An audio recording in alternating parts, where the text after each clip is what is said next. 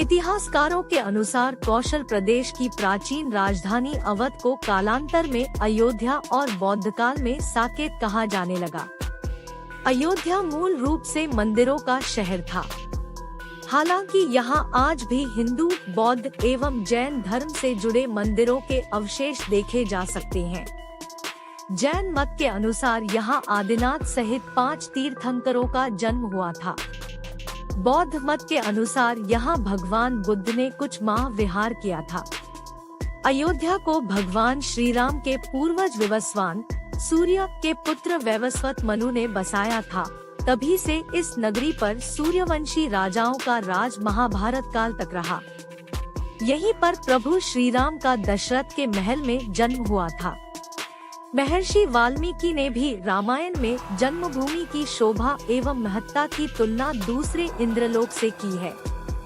धन धान्य व रत्नों से भरी हुई अयोध्या नगरी की अतुलनीय छटा एवं गगनचुंबी इमारतों के अयोध्या नगरी में होने का वर्णन भी वाल्मीकि रामायण में मिलता है।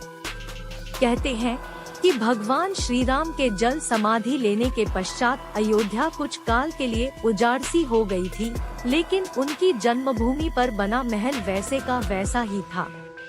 भगवान श्री राम के पुत्र कुश ने एक बार पुनः राजधानी अयोध्या का पुनर्निर्माण कराया।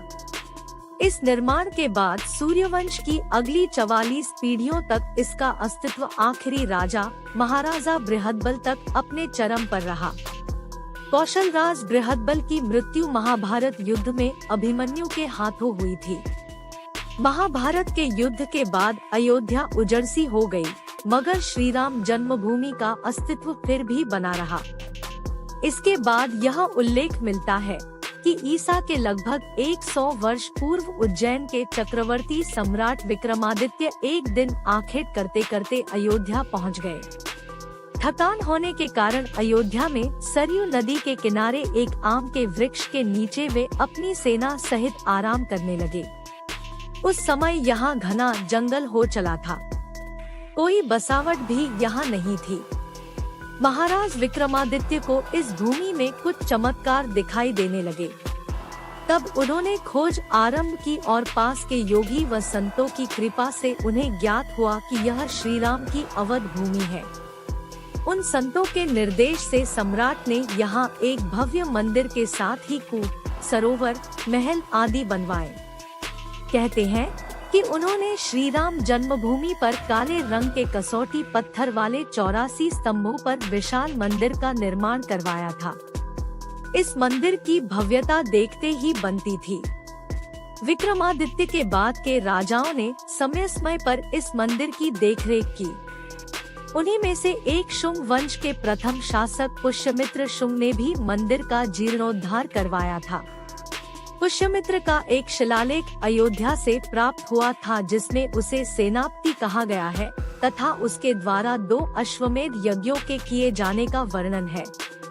अनेक अभिलेखों से ज्ञात होता है कि गुप्तवंशीय चंद्रगुप्त द्वितीय के समय और तत्पश्चात काफी समय तक अयोध्या गुप्त साम्राज्य की राजधानी थी। गुप्तकालीन महाकवि कालिदास ने अयोध्या का रघुवंश में कई बार उल्लेख किया है। इतिहासकारों के अनुसार 600 ईसा पूर्व अयोध्या में एक महत्वपूर्ण व्यापार केंद्र था। इस स्थान को अंतर्राष्ट्रीय पहचान 5वीं शताब्दी में ईसा पूर्व के दौरान तब मिली जबकि यह एक प्रमुख बौद्ध केंद्र के रूप में विकसित हुआ। तब इसका नाम साकेत था। कहते हैं कि चीनी भिक्षु फाहियान ने यहाँ देखा कि कई बौद्ध मठों का रिकॉर्ड रखा गया है। यहाँ पर 7वीं शताब्दी में चीनी यात्री हेनत्सांग आया था। उसके अनुसार यहाँ 20 बौद्ध मंदिर थे तथा 3000 भिक्षु रहते थे और यहाँ हिंदुओं का एक प्रमुख और भव्य मंदिर भी था जहाँ रोज हजारों की संख्या में लोग दर्शन करने आते थे। इसके बाद ईसा की 11वीं शताब्दी में कन्नौज नरेश जयचंद आया तो उसने मंदिर पर सम्राट विक्रमादित्य के प्रशस्ति शिलालेख को उखाड़कर अपना नाम लिखवा दिया। पानीपत के युद्ध के बाद जयचंद का भी अंत हो गया। इसके बाद भारतवर्ष पर आक्रांताओं का आक्रमण और बढ़ गया। आक्रमणकारियों ने काशी, मथुरा के साथ ही अयोध्या में भी लूटपाट की और पुजारियों की हत्या कर मूर्तियां तोड़ने का क्रम जारी रखा। लेकिन 14वीं सदी तक वे अयोध्या में राम मंदिर को तोड़ने में सफल नहीं हो पाए। विभिन्न आक्रमणों के बाद भी सभी झंझावातों को झेलते हुए श्री राम की जन्मभूमि पर बना भव्य मंदिर 14वीं शताब्दी तक बचा रहा। कहते हैं कि सिकंदर लोदी के शासनकाल के दौरान यहाँ मंदिर मौजूद था।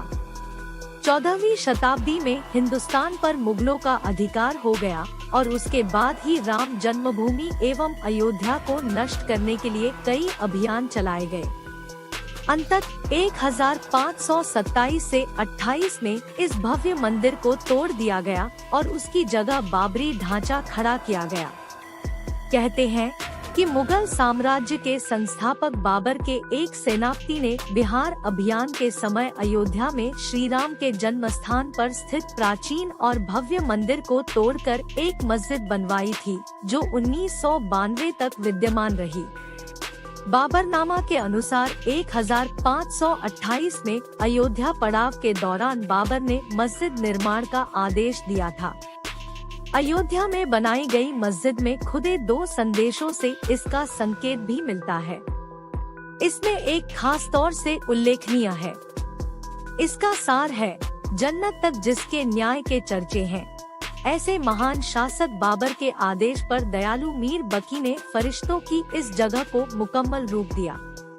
हालांकि यह भी कहा जाता है कि अकबर और जहांगीर के शासनकाल में हिंदुओं को यह भूमि एक चबूतरे के रूप से सौंप दी गई थी, लेकिन क्रूर शासक औरंगजेब ने अपने पूर्वज बाबर के सपने को पूरा करते हुए यहाँ भव्य मस्जिद का निर्माण कर उसका नाम बाबरी मस्जिद रख दिया था।